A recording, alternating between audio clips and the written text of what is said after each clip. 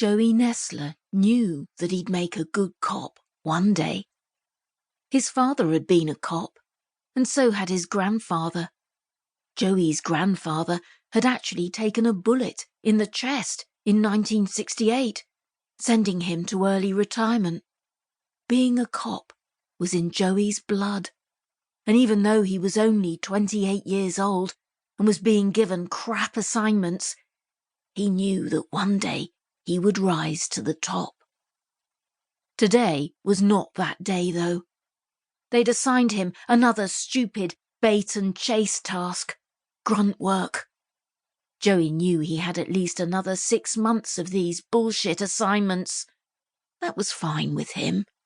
Coasting through Miami in a cop car during late spring was a pretty sweet deal. The ladies were eager to try on their skimpy shorts and bathing suits as the weather got nicer, and such things were easier to pay attention to and enjoy when he was tasked with menial duties. He'd get right back to scanning the streets for such beauties when he was done with his most recent chore.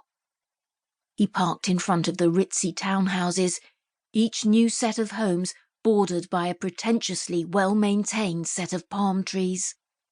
He got out of the patrol car in no great hurry, pretty sure he was about to walk into a simple domestic dispute case. Even so, he had to admit that the details of the assignment piqued his curiosity.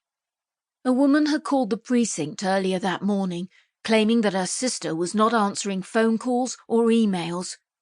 Usually that would not draw much interest at all, but when they ran the address of the sister, it was directly beside a townhouse that had called with a noise complaint the night before. Apparently, a dog had been barking furiously all night.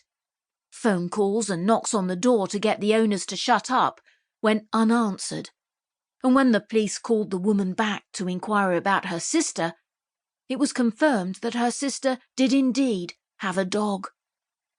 And now here I am, Joey thought as he walked up the stairs to the front door.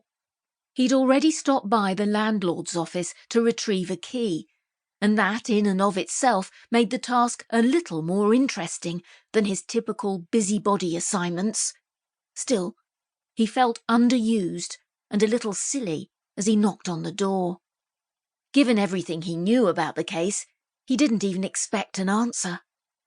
He knocked again and again, his hair sweating beneath his cap in the sun.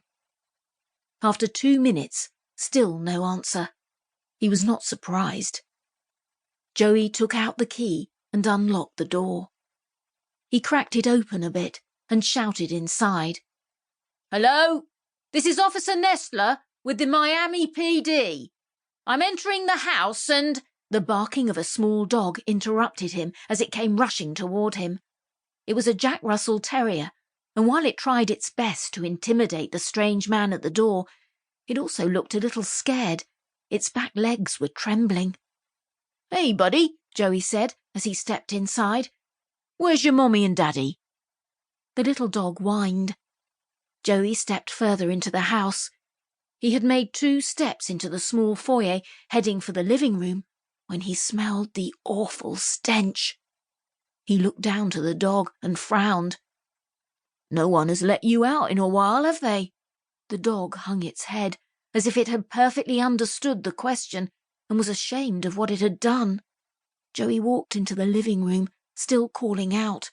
"Hello? I'm looking for Mr. and Mrs. Kurtz. Again, this is Officer Nestler of the Miami PD." But he got no answer, and he was sure he wouldn't get one. He made his way through the living room, finding it spotless. He then entered the adjoining kitchen and placed his hand to his face to cover his mouth and nose. The kitchen was where the dog had decided to use the bathroom. Puddles of urine were all over the floor, and 2 piles of feces were in front of the fridge. Empty food and water dishes were on the other side of the kitchen. Feeling bad for the dog, Nestler filled the water bowl with water from the kitchen sink. The dog started to lap at it greedily as Nestler left the kitchen. He then went to the flight of stairs just off of the living room and headed up. As he came to the hallway at the top, Joey Nestler felt what his father had called a cop's gut instinct for the first time in his career.